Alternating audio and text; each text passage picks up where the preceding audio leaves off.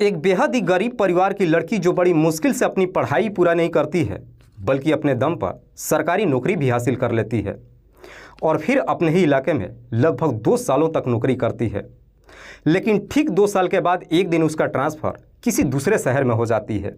जब दूसरे शहर में जाती है, वहाँ पे एक किराए का कमरा ले लेती है और वहीं से नौकरी करने लगती है।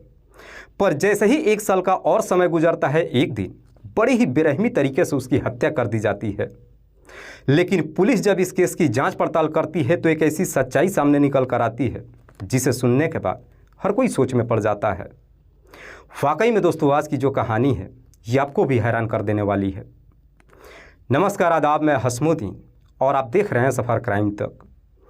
आज की जो सच्ची घटना मैं आपको सुनाने वाला हूँ, ये घटना है मध्य प्रदेश की राजधानी भोपाल शहर की। भोपाल का एक इलाका पड़ता है मंडीदीप और इसी मंडीदीप इलाके की रहने वाली वंदना कुमारी। वंदना के परिवार में उसके माता पिता के अलावा 2 बड़ी बहनें हैं, जिसमें से एक का नाम है नीनव और दूसरे का नाम है सुनंदा। दोनों की शादी भी हो चुकी है। वंदना भी जब जवानी के दहलीज पे कदम रखती है, उसके माता पिता कई जगहों पे रिश्ते की बात करते हैं, लेकिन वंदना शादी करने के लिए तैयार ही नहीं होती है। दरअसल वंदना अपने माता पिता से कहती है कि जब तक मैं सरकारी नौकरी हासिल नहीं कर लेती हूँ तब तक मैं शादी नहीं करूँगी। उसके बाद से वंदना अपना स्ट्रगल करना शुरू कर देती है। लगभग 32 साल के उम्र के पड़ाव पे पहुंच जाती है, तब जाकर के उसे कहीं नौकरी मिलती है और फिर उसे अपने ही इलाके के सरकारी हॉस्पिटल में एएनएम की नौकरी मिल जाती है। उसके बाद से वंदना अपने घर से ही नौकरी करने लगती है। पर जैसे ही 2 साल का समय गुजरता है, ठीक 2 साल के बाद वंदना की ट्रांसफ़र सीहोर जिला के अष्टा थाने के अंतर्गत हो जाती है। उसके बाद से वंदना अष्टा इलाके में चली जाती है, वहीं पे किराए का कमरा लेकर के नौकरी करने लगती है। लगभग 1 साल का और समय गुजरता है। इस दरमियान वंदना अपने माता पिता के अलावा बहनों से भी बातचीत करते रहती है। बात कर रहा हूँ मैं 31 जनवरी 2024 की सुबह सुबह। हर रोज़ की तरह वंदना अपनी ड्यूटी पे तो जाती है, लेकिन दोपहर के बाद से उसका मोबाइल स्विच ऑफ हो जाता है। इसलिए उसके घर परिवार वाले के साथ साथ बहनें भी कई बार उसके नंबर पे फ़ोन करते हैं, लेकिन देर शाम तक भी जब उसका नंबर नहीं लगता है, वंदना की दोनों बहनें आष्टा थाने में पहुंच जाती है और अपनी बहन की गुमशुदगी का रिपोर्ट दर्ज करा देती है। पुलिस जब गुमशुदगी का रिपोर्ट दर्ज करती है, उसके बाद से पुलिस भी वंदना की हर जगहों पर तलाश करती है। पूरी रात गुजर जाती है, लेकिन बावजूद इसके वंदना का कहीं कुछ पता नहीं चलता है। आखिरकार अगले दिन 1 फरवरी 2024 को इधर शाजापुर जिले के अंतर्गत एक गांव आता है बेरछा। इसी बेरछा गांव का एक किसान है जगदीश पाटीदार। दरअसल जगदीश के खेत में लोगों को एक जला हुआ डेड बॉडी दिखाई देता है।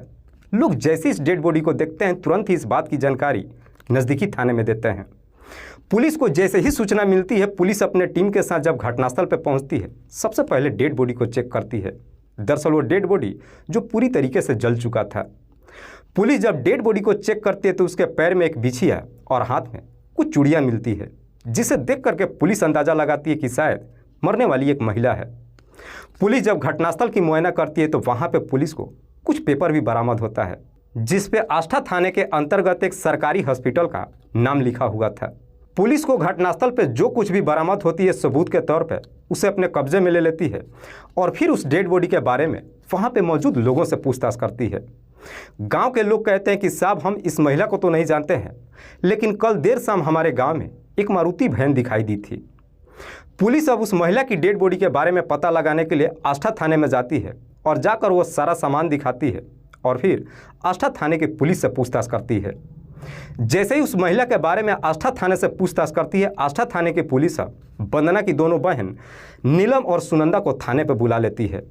नीलम और सुनंदा जब थाने में पहुंचती है, पुलिस जो सबूत के तौर पे वहां से बिछिया और चूड़ी अपने कब्जे में ली थी, वंदना और सुनंदा को दिखाती है। वंदना और सुनंदा जैसे वो चूड़ी और बिछिया को देखती है, देखकर पहचान लेती है और रोते हुए पुलिस वालों से कहती है कि साहब, ये सारी चीज़ है किसी और की नहीं, बल्कि मेरी ही बहन वंदना की है। आखिरकार वंदना की शिनाख्त हो जाती है।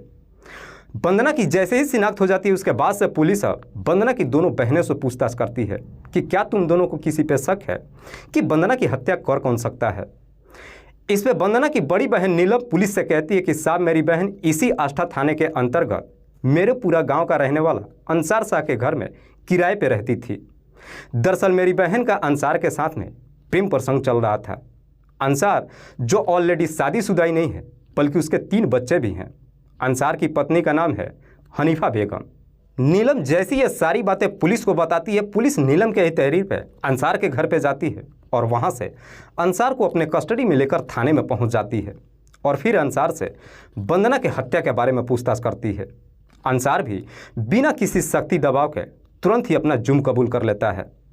लेकिन पुलिस जब अंसार से वंदना की हत्या के बारे में पूछताछ करती है कि तुमने उसकी हत्या किया कैसे है, अंसार सही तरीके से जवाब नहीं देता है, जिससे पुलिस को लगता है कि शायद अंसार कुछ छुपाने की कोशिश कर रहा है। पुलिस अभी इधर अंसार से पूछताछ कर ही रही थी, तब तक इधर उस मारुति वैन के ड्राइवर के बारे में मालूम चल जाता है। पुलिस जब उस ड्राइवर से पूछताछ करती है तो ड्राइवर कहता है कि साहब उस दिन मेरे गाड़ी में एक महिला और एक पुरुष मौजूद थे, उनके साथ में एक बहुत बड़ा ड्रम भी था। दरअसल मैंने उन दोनों को मेरुपुरा इलाके से उठाया था और फिर शाम के वक्त बिरछा इलाके में जाकर छोड़ दिया था। उसके बाद से दोनों ने मुझे किराया दे दिया और मैं वहां से वापस अपने घर चला आया। ड्राइवर जैसी इस तरह की बातें कहता है, पुलिस अब ड्राइवर के सामने अंसार को लेकर आती है। लेकिन ड्राइवर जब अंसार को देखता है, पुलिस वालों से कहता है कि नहीं साहब, उस दिन गाड़ी में ये व्यक्ति मौजूद नहीं था। लेकिन ड्राइवर जब पुलिस वालों से कहता है कि हमने उन दोनों को मेरुपुरा इलाके से उठाया था, पुलिस अब फिर से अंसार के घर पे जाती है और अंसार की पत्नी हनीफा बेगम को अपने कस्टडी में लेकर आती है। ड्राइवर जब हनीफा को देखता है, देखकर पहचान लेता है। जैसे ही हनीफा को पहचान लेता है, उसके बाद से पुलिस अब हनीफा से वंदना की हत्या के बारे में सख्ती से पूछताछ करती है। पुलिस जैसे ही अपना सख्ती दिखाना शुरू करती है, आखिरकार हनीफा अपनी सच्चाई कबूल कर लेती है। लेकिन हनीफा जब इस हत्या की पूरी कहानी बताती है तो वाकई में इसे सुनने के बाद हर कोई सोच में पड़ जाता है। दरअसल इस कहानी की शुरुआत होती है जब वंदना आष्ठा इलाके में अपनी नौकरी करने के लिए आती है। यहीं पे किराए का कमरा लेकर एएनएम की जब नौकरी करती है, अक्सर उसे गांव-गांव में घूम करके महिलाओं को स्वास्थ्य के बारे में समझाना होता है। आसपास के जब इलाकों में जाती है, अपनी स्कूटी से कवर कर लेती है, लेकिन जब उसे दूर के इलाकों में जाना होता है, बस से सफ़र करती है। दूर के इलाकों में जब बस के द्वारा नौकरी करने के लिए जाती है, उसी बस में वंदना की मुलाकात अंसार से होती है। दरअसल अंसार उसी बस में कंडक्टरी की नौकरी करता है। बार बार जब बस के द्वारा सफ़र करना शुरू करती है, इधर अंसार और जब वंदना की मुलाकात होने लगती है, दोनों के बीच में जान पहचान हो जाती है। उसके बाद से अंसार वंदना की काफ़ी आवभगत भी करता है। दरअसल पहले ही अंसार वंदना के लिए सीट ही खाली करके नहीं रखता है, बल्कि वंदना जब बस में आती है उसके लिए खाने पीने का भी इंतज़ाम करता है। जैसे ही कुछ दिन का समय गुजरता है, वंदना और अंसार के बीच में अच्छी खासी दोस्ती हो जाती है। लेकिन जैसे ही दोस्ती हो जाती है, अंसार अपने बारे में वंदना से सब कुछ बता देता है कि मैं ऑलरेडी शादीशुदा ही नहीं हूँ बल्कि मेरे 3 बच्चे भी हैं। लेकिन अंसार को जब मालूम चलता है कि वंदना उसी इलाके में किराए के कमरे में रहती है, अंसार एक दिन वंदना को एक सुझाव देता है। कहता है कि क्यों ना तुम मेरे ही घर पे किराए पे रह लो। अपने ही घर पे जब किराए का कमरा देने के लिए कहता है, वंदना भी इसके लिए तैयार हो जाती है और फिर अंसार के ही घर में किराए पे रहने लगती है। जब उसके घर पे किराए पर रहने लगती है और जब कुछ दिन का समय गुजरता है, आखिरकार इन दोनों की दोस्ती प्यार में बदल जाती है। लेकिन जैसे ही दोनों के बीच में प्रेम प्रसंग शुरू होता है, आखिरकार वो समय भी आ जाता है जब एक दिन अंसार के घर के अंदर ही दोनों के बीच में अवैध संबंध भी बन जाता है। लेकिन जैसे ही दोनों के बीच में इस तरह का रिश्ता कायम होता है, अंसार काफ़ी डर जाता है।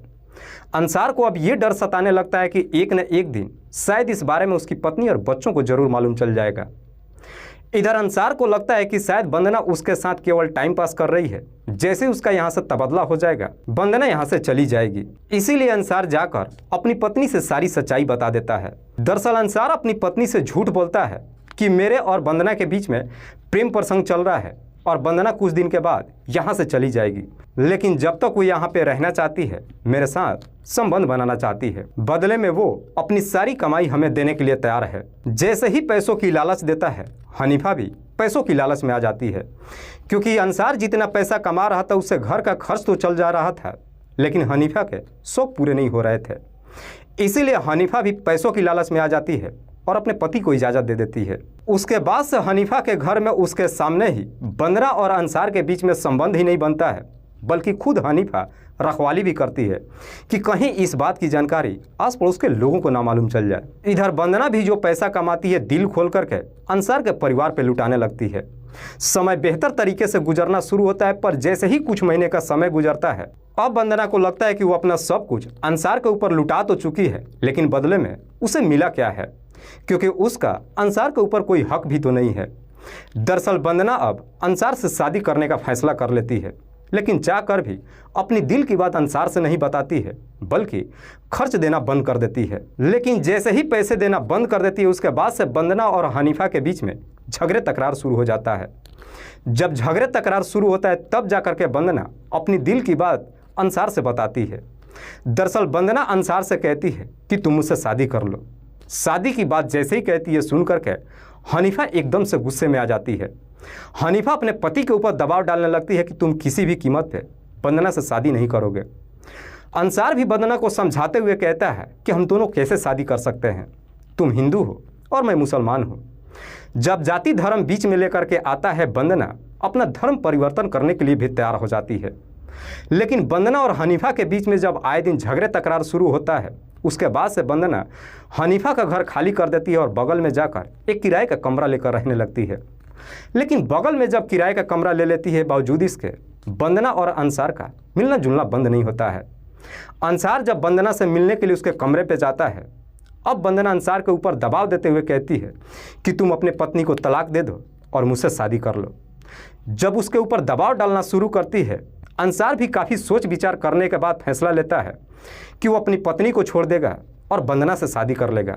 अंसार को लगता है कि वंदना के पास सरकारी नौकरी नहीं है, बल्कि ठीक ठाक पैसा भी कमाती है।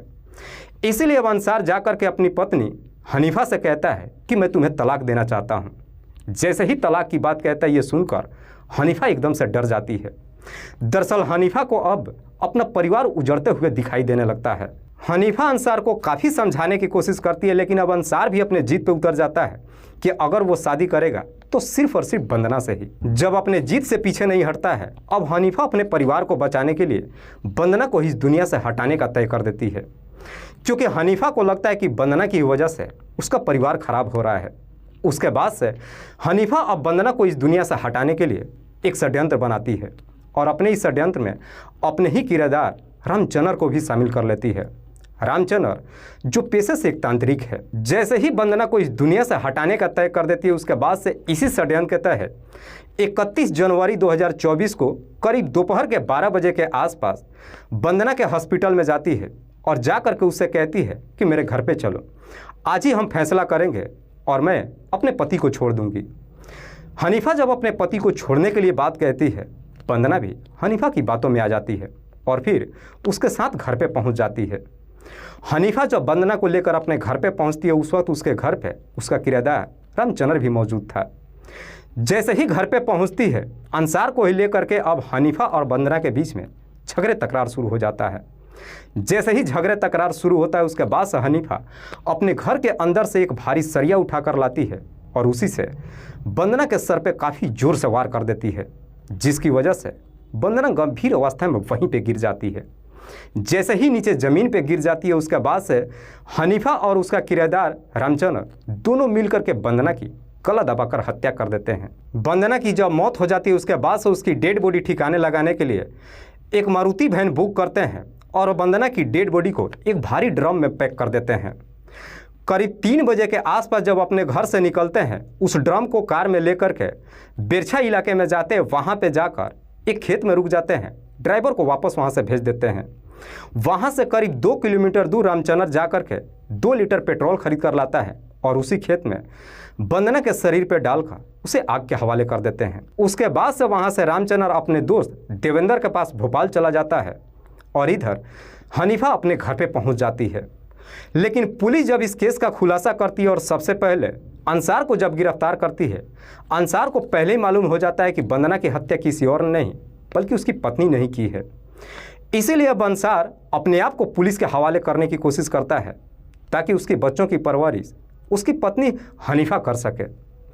वाकई में हनीफा जब ये पूरी कहानी पुलिस को बताती है, पुलिस हनीफा के तहरीर पर उसका किराएदार रामचंद्र और उसके दोस्त जिसके पास भोपाल में जाकर ठहरा था, उन दोनों को भी गिरफ्तार करके लाती है।